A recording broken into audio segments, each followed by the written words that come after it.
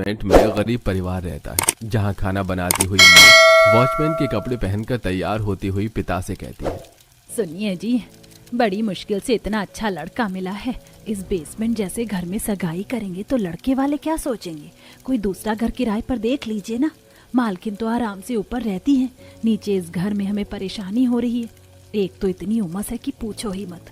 ऊपर से बारिश होती है तो घर में पानी जमा हो जाता है, और तो और दीवारें भी झड़ रही हैं। आशा, घर तो मैं देख लूं, पर तुम तो जानती हो ना, अच्छे घर का किराया भी अच्छा होता है। वो तो मालकिन इतनी अच्छी है कि कम दाम पर उन्होंने हमें रहने के लिए अपना नीचे का ये स्टोर रूम दे दिया, और पिछले 15 साल से हम यहीं रह रहे हैं। और मेरी सैलरी केवल 15,000 रुपए है। अब 15,000 में अपनी बेटी की सगाई करूं, घर खर्च चलाऊं, किराया दूं, क्या क्या करूं? माँ, ये घर भी तो ठीक ही है, आप क्यों बदलने की बात करती हैं? पापा, आप काम पर जाओ, हम इसी घर में मेरी सगाई करेंगे। निशा के कहने पर अशोक नौकरी पर चला जाता है। अब इसी तरह कुछ दिन बीत जाते हैं और एक दिन निशा अपनी सगाई का इनविटेशन अपनी अमीर दोस्त को देने के लिए सीढ़ियों से चढ़कर ऊपर जाती है। शीला, अगले महीने 15 तारीख को मेरी सगाई है, तो सोचा कि सबसे पहले तुम्हें इनविटेशन दूं। अरे वाह बेटा, ये तो बहुत अच्छी बात है। अगले महीने 15 तारीख हमने भी शीला की सगाई रखी है। कितना अच्छा रहेगा, तुम दोनों दोस्त की सगाई एक ही दिन होगी, वो भी एक ही घर में ऊपर नीचे। हाँ, लगता है भगवान भी यही चाहता है कि हम दोनों सहेलियों की सगाई एक साथ एक जगह हो, इसलिए मैंने सोच लिया है कि हम दोनों अपनी सगाई की शॉपिंग भी एक साथ करेंगे। तो निशा, तुम मेरे साथ चल रही हो ना सगाई की तैयारी करने? हाँ, क्यों नहीं। तुम तैयार होकर नीचे आओ, जब तक मैं भी माँ से इस बारे में बात करती हूँ। नीचे जाकर निशा सारी बात अपनी माँ को बताती है और आशा अपनी बेटी को थोड़े से पैसे देते हुए उससे कहती है, अपनी अमीर सहेली के साथ तो अपनी सगाई की शॉपिंग के लिए तो जा रही है, पर याद से पैसे कम खर्चना, कुछ भी महंगी चीज मत लेना। वो लोग तो बहुत अमीर हैं, महंगे सामान लेंगे, पर तू सोच समझकर हिसाब से ही पैसे खर्चना। मैं तेरे साथ चल लेती, पर अगर मैं गई तो खर्चा और हो जाएगा। कुछ देर बाद निशा अपनी अमीर दोस्त और उसकी माँ के साथ उनकी गाड़ी में बैठकर एक बड़ी सी दुकान में सगाई की शॉपिंग करने के लिए जाती है। निशा, मैं तो अपनी सगाई पर लहंगा पहन रही हूँ, तुमने क्या सोचा है? मैंने तो साड़ी की सोची है, इसलिए हम किसी छोटी दुकान पर चलते हैं ना, जहाँ मुझे अच्छी सी साड़ी मिल सके।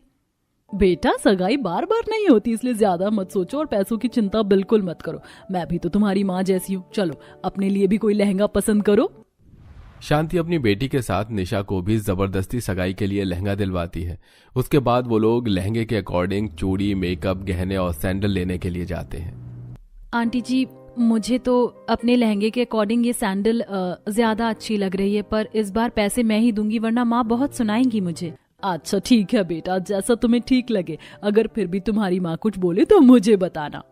शीला और निशा अपनी सगाई की शॉपिंग एक साथ करके घर जाने लगती हैं, पर यह सब कुछ निशा का मंगेतर पंकज देख रहा होता है और अगले दिन अपनी फैमिली के साथ निशा के घर आता है।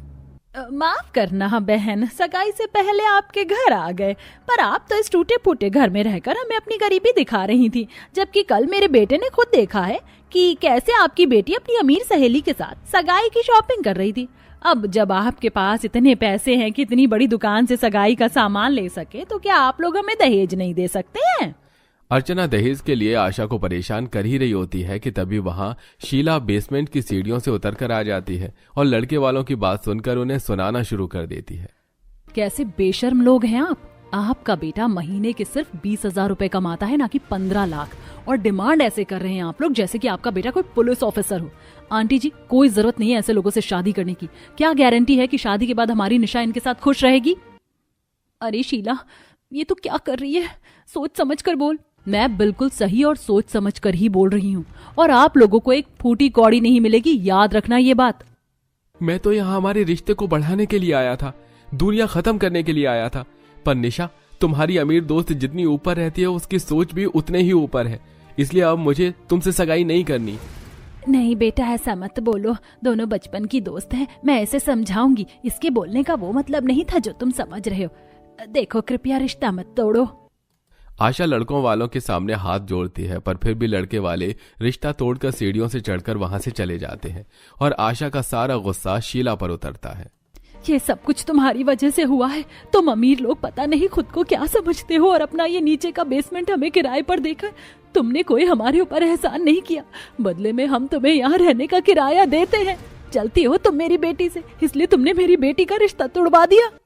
आशा शीला को खरी खोटी सुना रही होती है कि तभी वहां ऊपर से सीढ़ियों से उतरकर हाथों में मिठाई लिए शांति आती है और आशा की ऐसी बातें सुनकर आशा से कहती है, बस बहुत हो गया आशा बहन, बहुत कर ली तुमने मेरी बेटी की बेइज्जती। अगर मेरी बेटी ने कुछ किया होगा तो तुम्हारी बेटी के भले के लिए ही किया होगा, पर तुम जैसे गरीब लोगों के पास बुद्धि ही नहीं होती है, तभी तो गरीब ही रहते हो सारी जिंदगी। चल बेटा यहाँ से। इन गरीब लोगों को हम अमीरों का एहसान कभी नजर नहीं आने वाला, क्योंकि इनकी नजर में तो हम गंदे होते हैं। उस दिन न सिर्फ निशा का रिश्ता टूटता है बल्कि दोनों सहेलियों की माओं के बीच में खटास भी पैदा हो जाती है। पर इतना सब कुछ होने के बाद भी दोनों सहेलियों की दोस्ती नहीं टूटती और एक दिन जब निशा घर के बाहर काम कर रही होती है तो शीला निशा को अकेला देखकर उसके पास आती है। निशा, मेरा दोस्त अर्जुन बहुत अच्छा है, तू हाँ क्यों नहीं कर देती? वो तुझे बहुत पसंद करता है। अगर तेरी उससे शादी हुई तो तुम बहुत खुश रहोगी और अब तो तेरा रिश्ता भी टूट गया है। तूने अपनी माँ की खुशी के लिए रिश्ते के लिए हाँ किया था। अगर तू अपनी माँ को सच बताएगी तो क्या उन्हें तेरी खुशी नजर नहीं आएगी?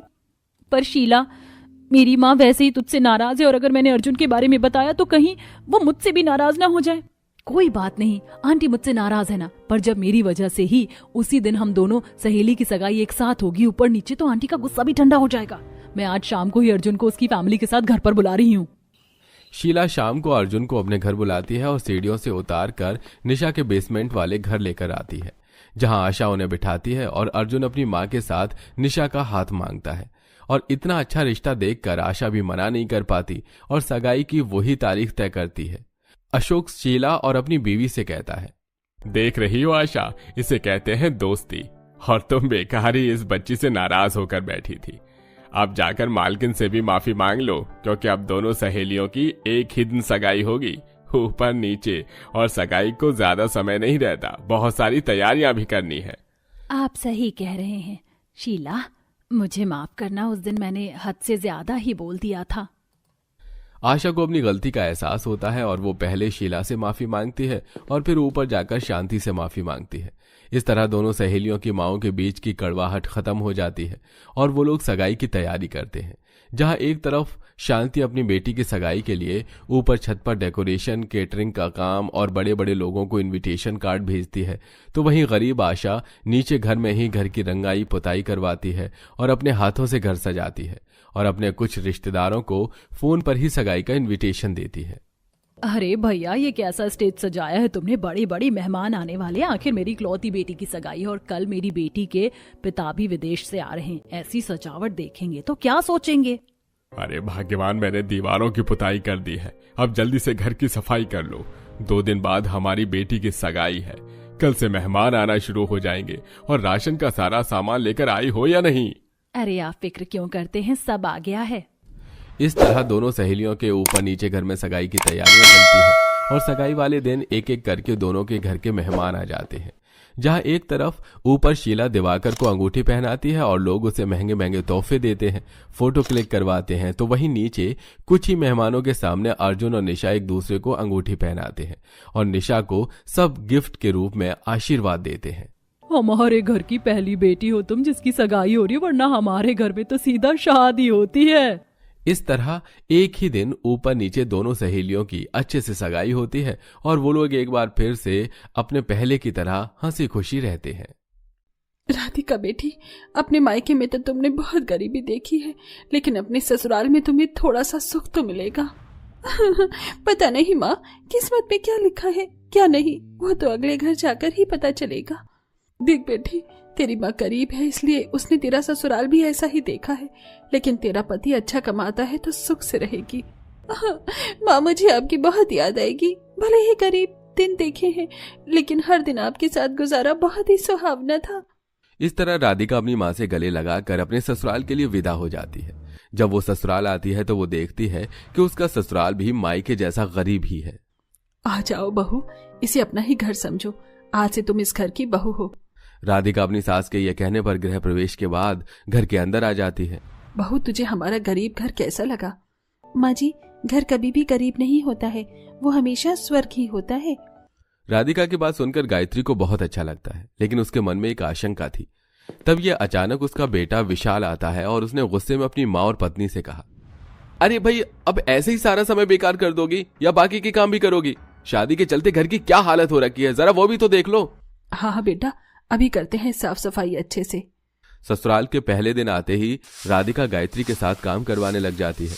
दोनों सास बहू मिलकर घर को अच्छे से संभाल लेती है। इसी के चलते गायत्री अपने बेटे विशाल के पास जाती है और कहती है, बेटा, जितने पैसे तूने दिए थे उसमें मैंने थोड़ा थोड़ा करके गुजारा कर लिया, लेकिन अब घर में बहू आ गई है तो घर की जिम्मेदारी भी वही संभालेगी। अब से घर का हिसाब किताब और लेन देन उसी के हाथ रखना। ठीक है, मुझे क्या है, जो मर्जी है वो चलाओ। विशाल ऐसा कहकर राधिका के पास जाने लगता है। इतने में गायत्री अपने मन में सोचती है, बहू के हाथ में पैसा देगा तो थोड़ा ज्यादा ही देगा, माँ के हाथ में पैसा तो कम ही देता है मेरा लाडला बेटा। लेकिन विशाल अपनी माँ के सोचे हुए से भी अलग करता है। जहां वो अपनी माँ को हर महीने 3,000 दिया करता था, वो अपनी पत्नी राधिका को 2,000 रुपए देता है। इतने पैसे में तुम्हें रोजाना का खर्च निकालना है, पूरे 1 महीने का, और हाँ, किसी चीज की कमी न रहे, तभी पता चलेगा कि तुम एक अच्छी घर गृहस्थी समझने वाली औरत हो। राधिका अपने हाथों में 2,000 रुपए देखकर हैरान हो जाती है। वो सोचती है कि 2,000 में तो एक हफ्ता नहीं चल पाता, तो वो 2,000 रुपए में पूरा महीना कैसे चलाएगी। उधर विशाल वहां से चला जाता है, जिसके बाद राधिका अपनी सास से कहती है, माँ जी, अगर आप बुरा न मानो तो मैं एक बात कहना चाहती हूँ। जब आपके बेटे यानी मेरे पति विशाल इतनी अच्छी नौकरी करते हैं, इतना अच्छा कमाते हैं, तो फिर घर के ये हालात क्यों हैं? क्यों गरीबों की तरह रहना पड़ रहा है? और सिर्फ 2,000 में घर का खर्चा कैसे चलेगा? क्या बताऊं बहू, पहले मैं कम कमाती थी लेकिन घर अच्छे से चलाती थी। आज बेटा खूब कमाता है लेकिन फिर भी घर चलता नहीं, क्योंकि 2 या 3 हजार से घर नहीं चलते, और ये बात मेरे बेटे को कभी समझ ही नहीं आई। अपनी सास की बात को सुनने के बाद अब राधिका के पास 2,000 रुपए में घर चलाने के अलावा कुछ नहीं बचता। वो बहुत सोच समझकर घर चलाती है, लेकिन इसी के चलते वो रोजाना थोड़ी सी हरी सब्जी में ज्यादा पानी मिलाकर सबको पूरा करने लगती है। जैसे दाल में ज्यादा पानी, आलू मटर की सब्जी में पानी, और भी ज्यादातर सब्जियों में वो पानी ही मिलाती है। एक आलू में भी मुझे 2 लोटा पानी डालना पड़ रहा है। अगर ऐसे ही चलता रहा तो सभी के अंदर कमजोरी आ जाएगी, कोई ठीक से खाना नहीं खा पाएगा। राधिका जैसा सोच रही थी वैसा ही हो रहा था। राधिका भी कमजोर हो रही थी और उसकी सास गायत्री भी। बहू, आज तो फिर से पानी ही पानी दिख रहा है सब्जी में। माँ जी, अगर ऐसे ही 2,000 रुपए महीना चलाने को मिलेंगे तो सब्जी में पानी ही मिलेगा।